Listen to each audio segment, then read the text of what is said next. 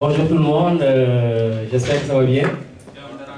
Vraiment, on vous remercie d'être venu à cette édition. On reprend la nouvelle édition de l'Art Bapala, où le face-to-face que Babacar a créé, qui rentre dans le cadre des événements de production des brouillards.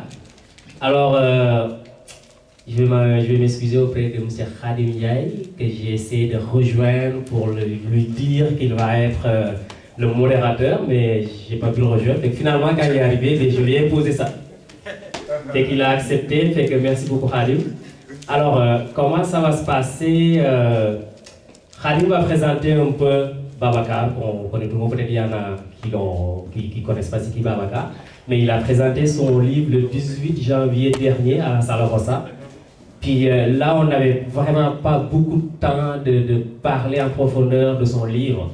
C'est pour ça, quand on s'est parlé, je lui ai dit, mais ce serait une bonne idée que tu, pas que tu te confrontes là, mais que tu rencontres le public pour qu'il puisse te poser des questions. Et puis on aura le temps de parler, de discuter qui est Birima, pourquoi ce livre, qu'est-ce qui t'inspire, mais vraiment, on va parler aujourd'hui du livre. Et sur ça, on va l'organiser. Babacar donc présentera son livre, et puis on va passer aux questions-réponses. Suggestions, critiques, il y en a qui ont lu le livre, fait que peut-être qu'ils ont des choses à ajouter, des choses à critiquer positivement, négativement, et que lui, il va pouvoir répondre à toutes ces interrogations. Et puis aussi, j'ai une sœur qui est là, qui s'appelle Nabou, que j'aimerais vraiment vous présenter, qui est en train de commencer une entreprise aussi de traiteur, qui est venue vraiment nous donner un coup de main. Fait elle est en arrière, si jamais vous voulez manger quelque chose, des grignotis, fait qu'elle est là. C'était vraiment aimable de sa part de nous contacter pour participer à cet événement-là. Fait que sur ce, je laisse la parole à mon cher modérateur Khadim Ndiaye.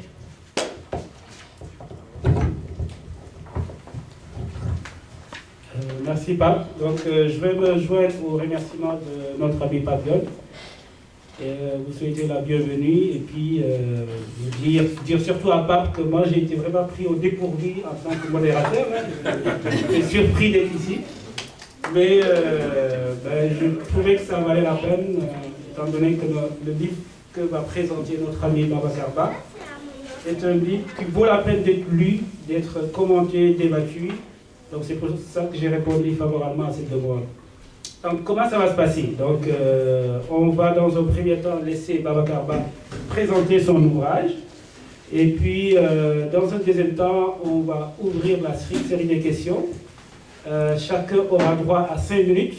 Donc, 5 minutes, poser, contribuer, et puis approfondir un peu la réflexion. Et une fois qu'on aura toutes les questions, Babacar Ba va passer en revue ces questions et puis essayer d'apporter des éléments de réponse. Donc c'est comme ça que ça va se passer. Alors, ce que je vais faire, pour ne pas rester longtemps au micro, je vais laisser la parole à Babacar, qui va donc un peu nous présenter son ouvrage. Et ensuite, je prendrai la parole pour dire comment ça va se passer. Donc Babacar, je te laisse la parole.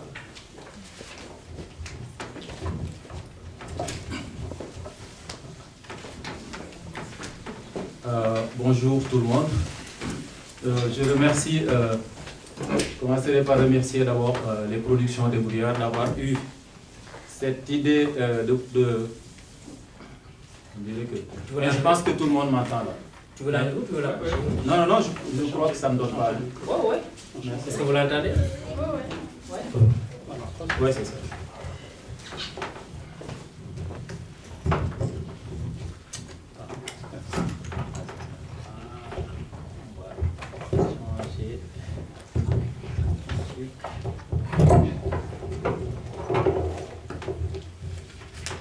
Je disais, je dis bonjour tout le monde d'abord. Je commencerai par remercier les productions de brouillard. Je pense que c'est une activité qui vient de commencer et qui va certainement être une activité à succès parce que c'est une activité qui va viser simplement à promouvoir la production intellectuelle de notre communauté et au-delà même de la communauté montréalaise. Les gens qui voudront présenter des choses, je pense que ça va être comme une turbine qui va leur permettre simplement de pouvoir présenter ces genres de choses. Donc, pour commencer, la présentation du livre. Le livre aborde un sujet qui est d'actualité et qui est très très important, qui nous concerne à peu près tous ici, qui est le sujet de l'immigration. L'immigration, on va dire, il faut qu'on fasse la différence entre l'immigration et l'immigration, déjà. Parce que l'immigration, c'est quand on quitte le pays pour aller. Donc là, on émigre. L'immigration, c'est la situation qu'on vit présentement dans ce pays. Donc on est des immigrés. Donc ça, je tiens à faire déjà la différence. Parce qu'en présentant le livre, l'heure et lueurs de l'immigration, il s'agit de dire, de parler de ce jeune qui pense que sortir de son pays pourrait peut-être résoudre ses problèmes. Donc il s'en va, il quitte son pays pour aller ailleurs. J'aimerais aussi faire en même temps la différence entre cette émigration et l'exil. Parce que quand je commence là, c'est un peu... quand je fais la différence entre cette émigration et l'exil, je veux dire que l'émigration, il y a quelque part la notion de volonté de la personne qui émigre, alors que l'exil, il y a une contrainte qui pousse les gens à partir. Et présentement, ce que j'ai constaté depuis un certain temps, on dirait que dans nos pays, je commence par le Sénégal, mais c'est presque la même chose que les pays, presque tous les pays, en tout cas africains. L'immigration est en train de prendre une forme, à mon avis, qui est un peu comme la forme de l'exil, parce que les gens, à l'intérieur même du pays, sont un peu comme confrontés à une situation qui leur impose le choix de partir. Partir parce qu'ils se disent que les politiques qui sont sur place ne favorisent pas notre épanouissement, ne favorisent pas notre développement intellectuel, économique et tout et tout. Donc on va aller chercher ça ailleurs. Ce qui fait donc que ça devient comme une contrainte. Donc, fort de ça, moi je me suis dit, j'ai essayé un peu de faire la genèse d'un pays comme le Sénégal, sur le plan de l'immigration. On a vu qu'au début c'était volontaire, les gens partaient parce qu'ils voulaient partir, les frontières n'étaient pas fermées, les gens quittaient, il n'y avait même pas besoin de visa et puis ils partaient. Ils revenaient au pays pour faire des choses, pour investir, et c'était très bénéfique, très profitable pour le pays. Par la suite,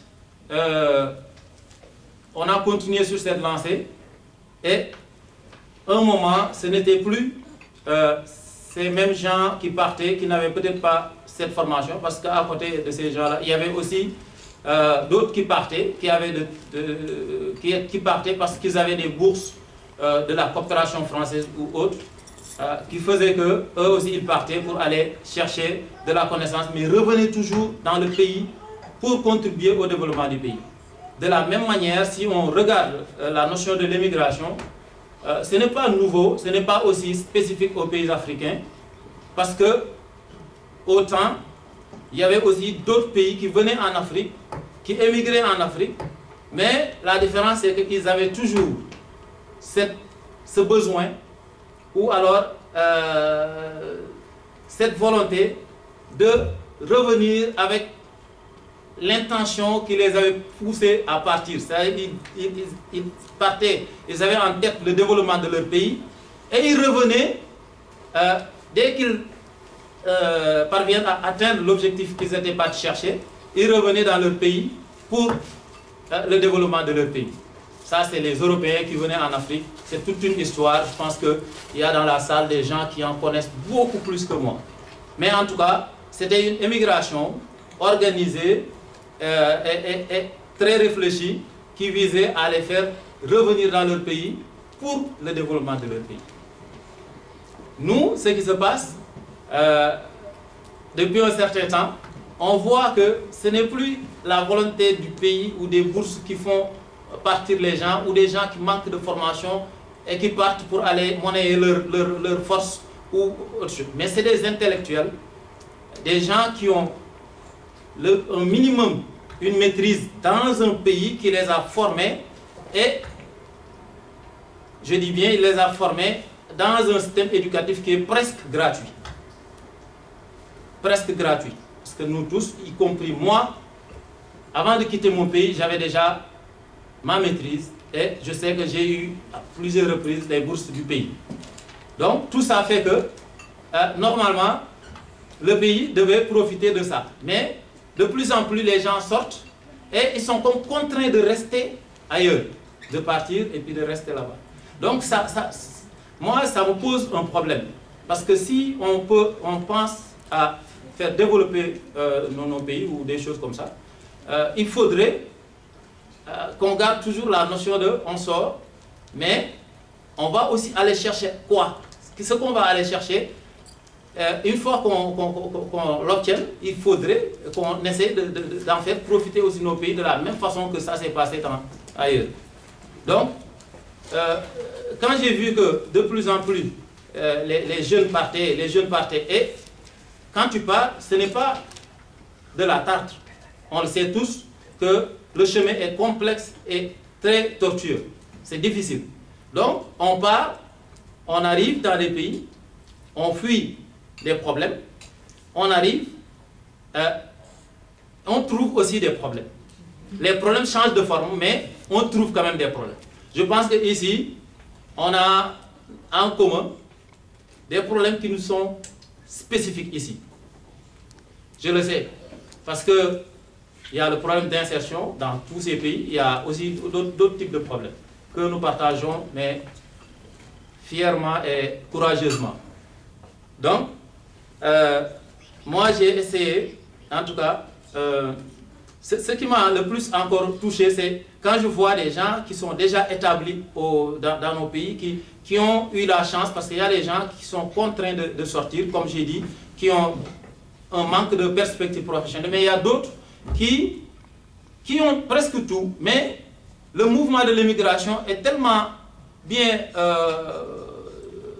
comment dire, il y a une publicité derrière qui fait que finalement, il y a des gens qui sont bien assis au pays, qui ont étudié, qui devraient normalement servir le pays, et du jour au lendemain aussi, décident simplement de laisser tout, et puis de dire qu'on va aller pour, soi-disant, sauver nos enfants, ou je ne sais pas, ils ont toujours des arguments pour le dire.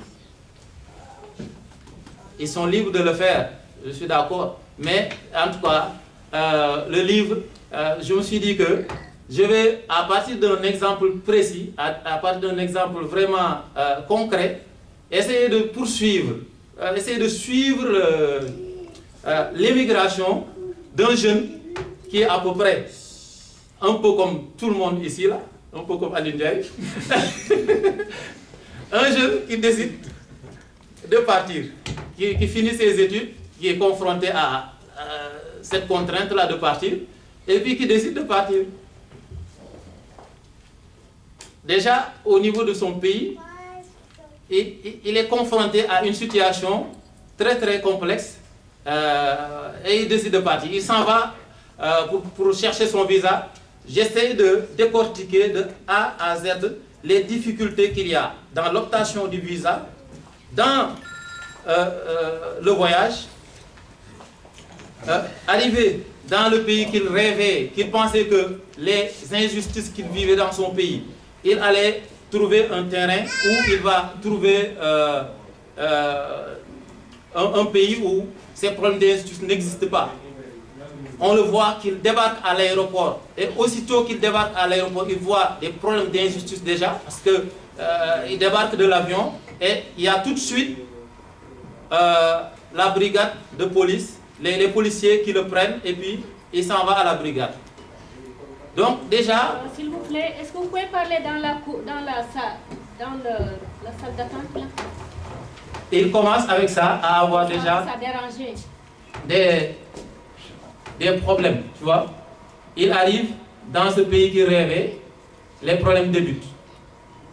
Il s'en va, il essaie de s'intégrer dans ce pays, donc avec toutes les contraintes qu'il rencontre.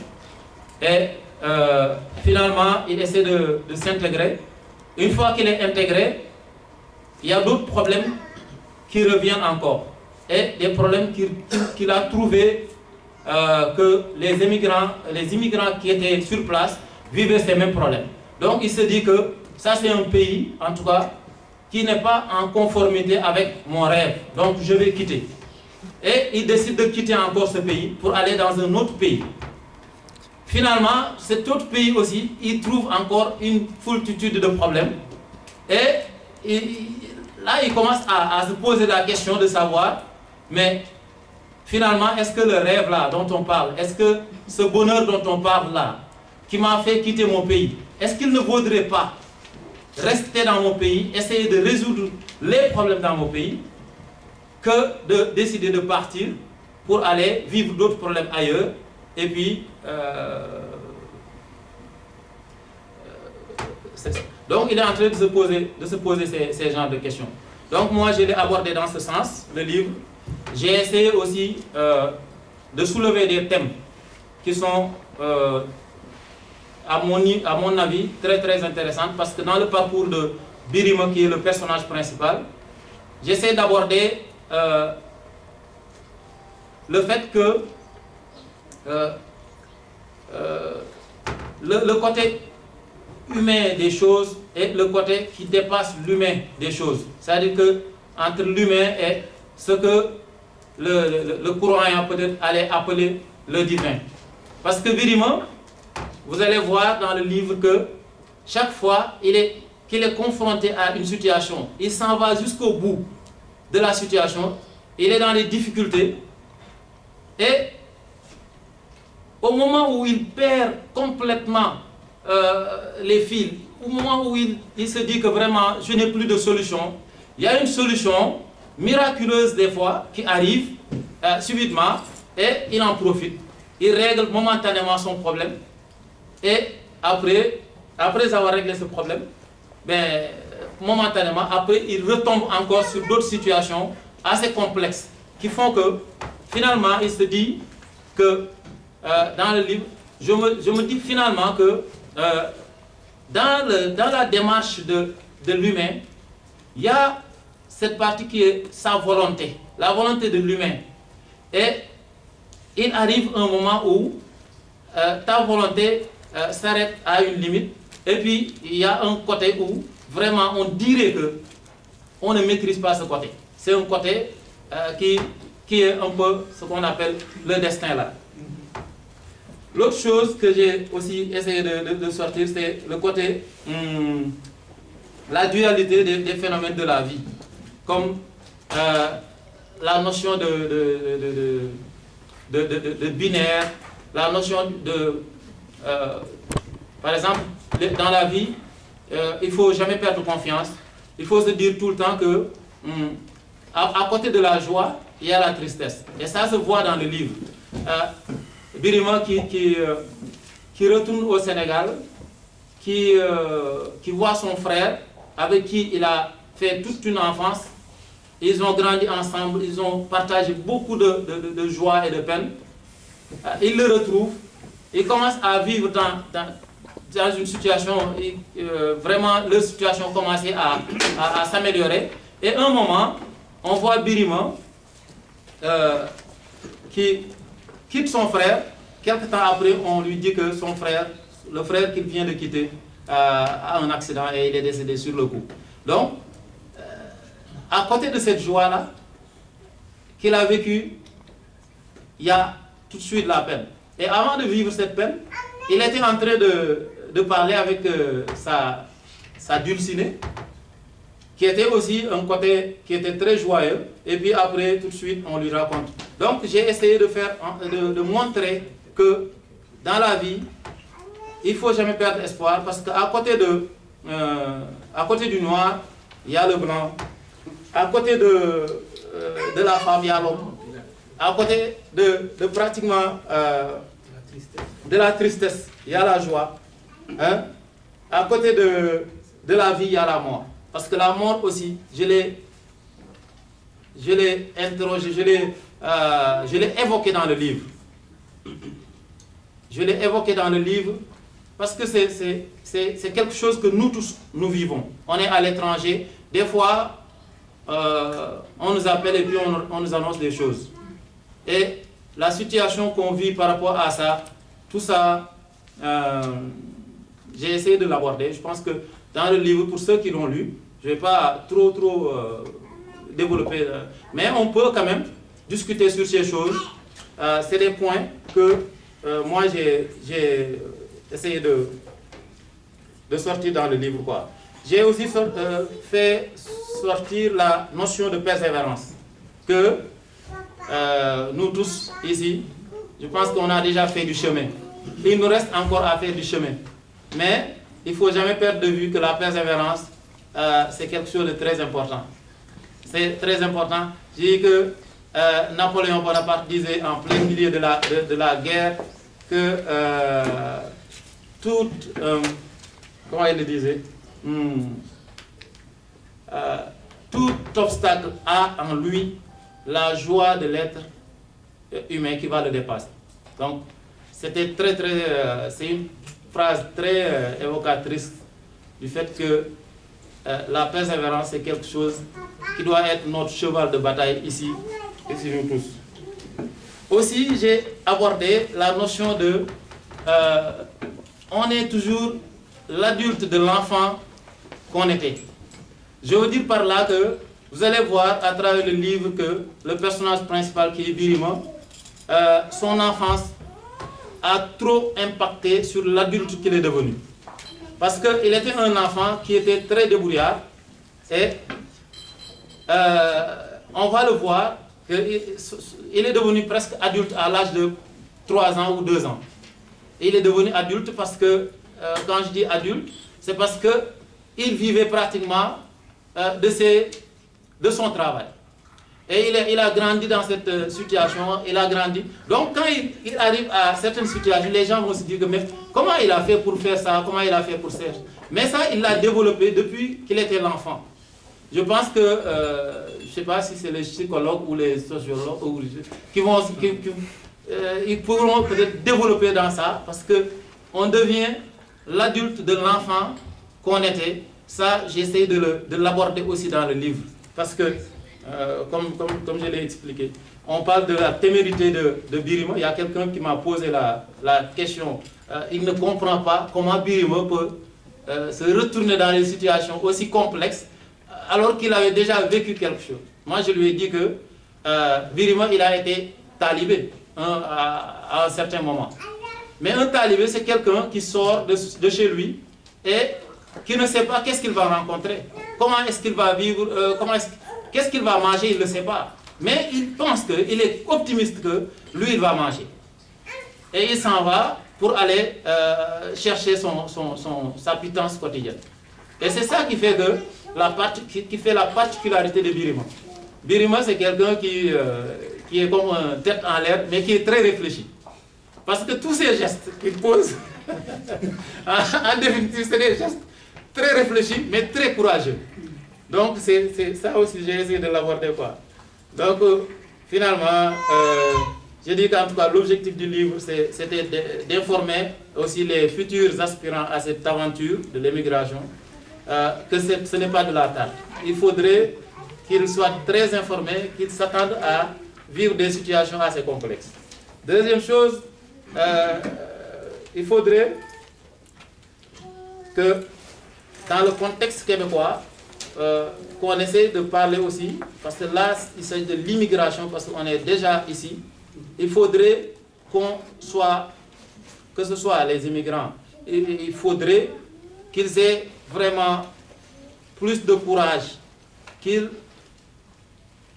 sachent qu'ils appartiennent à cette société présentement, et qu'ils ont des droits, et qu'ils soient vraiment conscients qu'il n'y a rien qui se donne comme ça. Tout s'arrache. Leurs droits et leur façon dont on va les respecter ici dans ce pays, ce sont eux qui doivent aller arracher ça. Donc il ne faut jamais perdre de vue ça. Il faut faire sa place dans cette société où on est, où ils ont dit qu'ils nous ont appelés pour nous intégrer ici. Il faudrait tout faire pour que cette intégration soit effective. Parce que les gens, on ne se le cache pas, il y a beaucoup de difficultés que les immigrants vivent. Il y a certains qui sont bien intégrés qui vont me dire que, écoutez, ceux qui sont intégrés, ceux qui ne sont pas intégrés, c'est parce que c'est un problème de compétence, c'est un problème de ceci, c'est un problème de cela. Mais je pense que c'est un débat aussi qu'il faudrait poser et il faudrait travailler là-dessus. Voilà. Troisième chose, c'est que j'aimerais aussi que les gens réfléchissent bien sur les devoirs des immigrants envers leur pays et envers aussi leur pays d'accueil. Aussi bien envers leur pays qu'ils ont quitté et aussi envers leur pays d'accueil. Parce que je le réitère encore, il faut se dire que quelque part, nous devons des choses à nos pays. Quel que soit Alpha, quel que soit le semblant de luxe qu'on peut avoir ailleurs, déjà il y a une dette qu'il faudrait payer. Et nous tous ici, on a profité d'un système et il faudrait quand même quelque part faire en sorte que cette dette-là soit payée.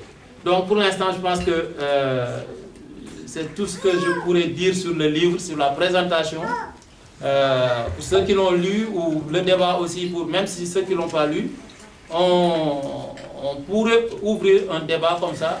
S'ils ont des questions ou des contributions, mais je pense que on va se lancer sur ça. Moi, je crois que la présentation finit là. Et puis, je vous laisse la parole.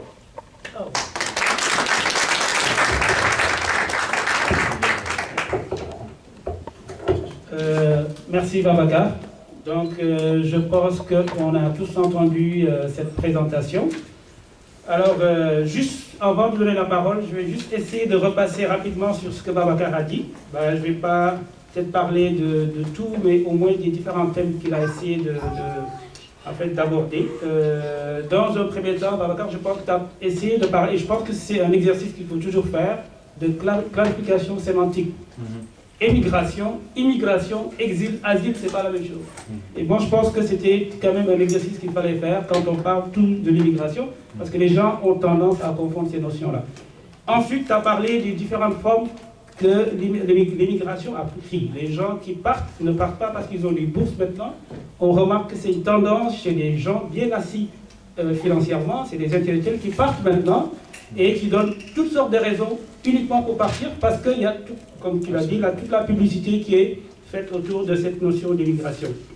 Il y a aussi les problèmes que rencontrent les émigrés quand ils arrivent, au niveau des aéroports, les contraintes douanières, policières, tout ça. Et puis moi j'ai beaucoup aimé quand tu parlais de ta de Birima, quand Birima parlait de sa mésaventure pour partir à Angers, tous les problèmes qu'il a rencontrés pour prendre le train. Et ça m'a rappelé l'histoire de Salif Keïta, le grand joueur africain, qui quand il arrivait à Paris pour partir à Saint-Étienne, en fait il n'avait personne pour l'accueillir. Ce qu'il a fait, il a pris un taxi jusqu'à Saint-Étienne. Donc Paris jusqu'à Saint-Étienne, c'était le taxi le plus long de l'histoire. Voilà. Ensuite, tu as parlé des problèmes d'insertion maintenant que les immigrés rencontrent quand ils viennent dans les pays d'accueil. Tu as aussi parlé du rêve qui est brisé pour certains, parce que Birima, en fait, c'est une personne qui a quand même fait beaucoup de pays et qui à chaque fois pense que c'est pas ça qu'il était venu chercher. Donc c'est pour ça qu'il passe de pays en pays. Et il y a toujours donc cette notion de rêve brisé en fait au niveau des candidats au départ. Il y a aussi, tu as parlé ça aussi j'ai beaucoup aimé, c'est un thème philosophique, des dualités des phénomènes de la vie. Tu parles de tristesse, tu parles de joie. En ce qui concerne Birima, tu as parlé aussi de persévérance. Moi, je dirais même résilience. En fait, Birima, c'est ça. Je pense qu'il faut parler de résilience. C'est cette capacité à rebondir à chaque fois qu'il y a des problèmes. Et Birima, je pense, c'est quand même, pour étudier la résilience, je pense que c'est un terrain très bien, en fait, qui est donné à des chercheurs pour étudier, en fait, cette résilience chez Birima. Tu as parlé aussi de l'intégration, au niveau aussi des sociétés d'accueil. Donc, tu as parlé surtout de l'intégration au niveau de la société québécoise. Donc, au-delà des problèmes économiques, des problèmes d'insertion, il y a aussi, je pense que tu as oublié de le dire, le problème culturel, l'éducation des enfants. Ça, c'est un problème aussi que tu as essayé d'aborder, que j'ai aimé dans l'ouvrage aussi.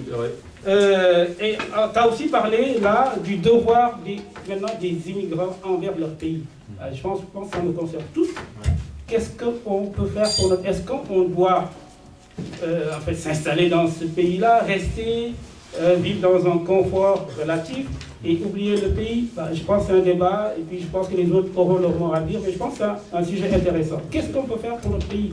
Est-ce que c'est une dette? Est-ce qu'il faudra la payer? Est-ce que... Voilà. Donc je pense que c'est autant de questions sur lesquelles on peut réfléchir et puis je pense que c'est hyper important pour nous. Ensuite, j'ai beaucoup aimé aussi parce que je pense que tu as une très bonne capacité de narration. Dans le livre, par exemple, il y a des choses, il y a même de l'humour en fait là. Ouais, quand tu parlais de cette tendance chez les gens qui viennent d'arriver et qui, parce qu'ils ont beaucoup de problèmes, veulent se faire même adopter là, veulent se faire adopter. Et ça me rappelle une anecdote que m'avait rencontré notre ami Babacar Fall, qui n'est pas là. Babacar, qui travaillait au service de l'adoption ici, me disait un jour, il y a un jeune Africain de 24 ans qui avait appelé pour se faire adopter. Donc ça, je pense que voilà, c'est ça. Donc j'ai beaucoup aimé ça, cette façon de narrer. Voilà. Donc sans plus tarder, donc, je vais passer la parole au public. Donc je rappelle que chacun aura 5 minutes. Donc on va peut-être, voilà, s'il y a des contributions, des questions pour approfondir cette question de l'immigration, voilà, et le micro est ouvert, et puis...